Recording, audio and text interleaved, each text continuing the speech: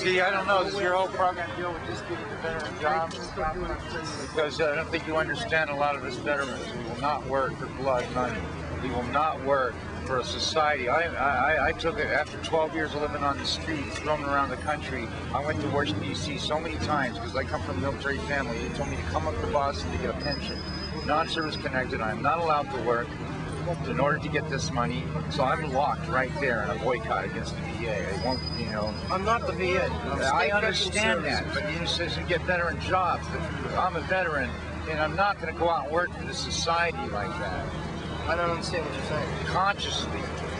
It's like somebody come up to you and say, do you believe in God? I'm saying, do you believe in commies? He says, hell no. That's, you don't believe in God. Because God is accepting everything. This is the whole thing. I have said to my country is wrong. Most veterans that have problems come back and said, okay, I did my job for America. Now I want to introduce to society. I don't want to. I have a right as a human being to agree. What are you telling me you want? I'm saying that we want to be respected, be accepted. Why should I have to go to Vermont, the only state in the union where people don't laugh at you, people help you out? See, we're not talking about homes here. We're talking about equal rights, discrimination. For the last 15 years, we have been discriminated against. You can't get places to live. I tried for 10 years to get a job, my friend.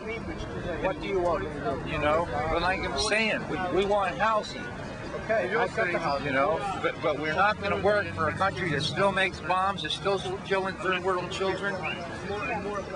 We're conscious veterans. That's why I've been able to survive all these years.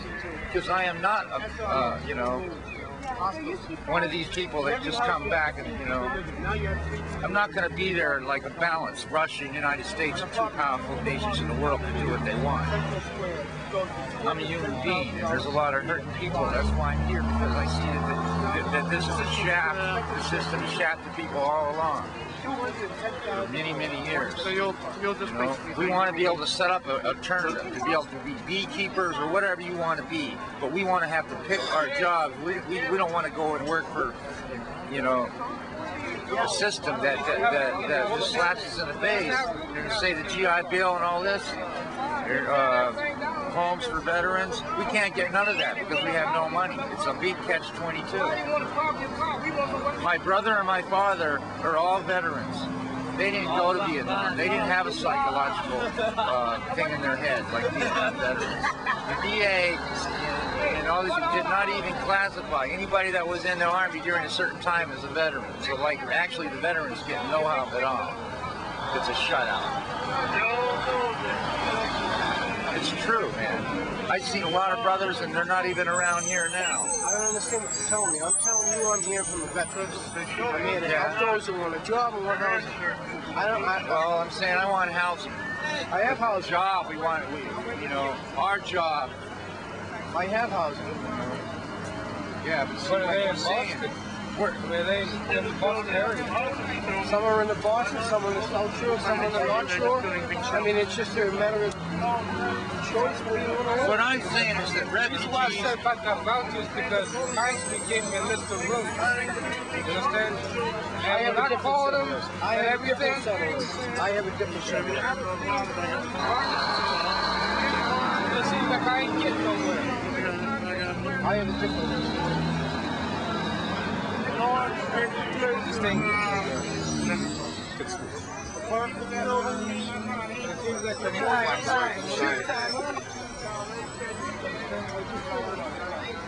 New office buildings take place of old apartment buildings.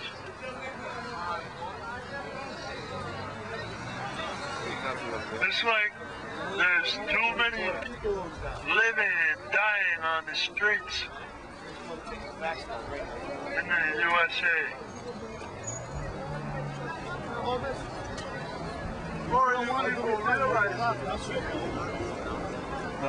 Question. You have housing. For veterans? What do they need to get it? Depends. It's gonna. I mean, it depends. Do I have to have $100 in my pocket? Well, it depends on what type of veteran you are. If you're a Vietnam veteran, you can apply for Chapter 115 in the state of Massachusetts, which will assist you So I financially. can apply to the government and in No, it's not six the government. No, Well, it's not the chapter- state. It's a state program. states government. Well- But we won't ask that one. The question is it going to take me 6 weeks to get the money from the No, it's government? not. No, Is it's the not. landlord going to accept me with no money in my pocket? We're gonna provide you with the money for that housing. Before I go to the landlord, Yes, you're going to you're hand me gonna have a $100? check in your hand. Check in my hand before I get Yes. this. Okay. Just asking. I'm not being combative. I want to know these things. I placed 27 into housing last month. 27 veterans. 27 veterans in housing. Of the 27, how many of them had any money? Well, the majority of them were on SSI. I found low-income housings that were applicable to their SSI payments, so they would have money for food and clothing for the rest of the month. And where was most of this housing? In the area where the person was living before, or Well, did he no, have to go outside of the area? They were from all over the country. I have Washington, D.C., People Seattle, from California Washington came here. came here. Yes. You found them housing here. On the North Shore, the South Shore, in Boston, Why did they come here?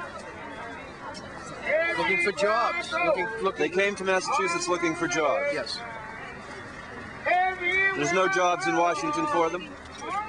Evidently not. What is it? Do you happen to know the difference between the social system, the social help system in Washington and the social help system here? Is there a grave difference which would draw people to Massachusetts? Hey, we got sandwiches over here. Well, I would think that there's been so much talk of how well Boston is doing as far as jobs. It's commonly known we have the lowest unemployment rate in the country. Therefore, it would be likely that these people would determine that there was a job here available for them. That there was a job here available. Did they come into town and find jobs? Some of them did, but there are those that fell through the cracks.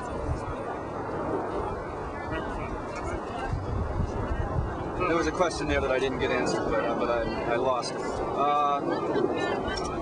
I think what I wanted to know is, okay, you work quasi government. You're not government, but you work with government programs. Yes, You're not coming up with money people yourself. with their services. You do all the work with the government itself? My function is this: to identify who the homeless veteran is, tell him where the services he needs to. If he's having trouble with SSI, I help him get his SSI money. If he's having trouble with the VA benefits, I help him get his VA benefits. If he needs housing and he does have an SSI pension, I align him with affordable housing that will give him the ability to pay his own way with the use of the SSI. If he can work, I find him employment. Then I find him housing. So you're the liaison between the veteran and all of these programs. Yes. And what do you find is the time span between the time the guy comes in and asks you to find him housing? Depending on their needs. If they're handicapped in some way, it takes a little longer. What do you do with them while they're waiting? If they're dysfunctional, such as alcohol or drug abuse, I place them in a detox first. That may take a week depending on what program I place them into. 1 week, 3 weeks, 1 month. If it's psychological, it may be 6 months. I address their major problem. If they are dysfunctional, I make sure their needs are taken care of first.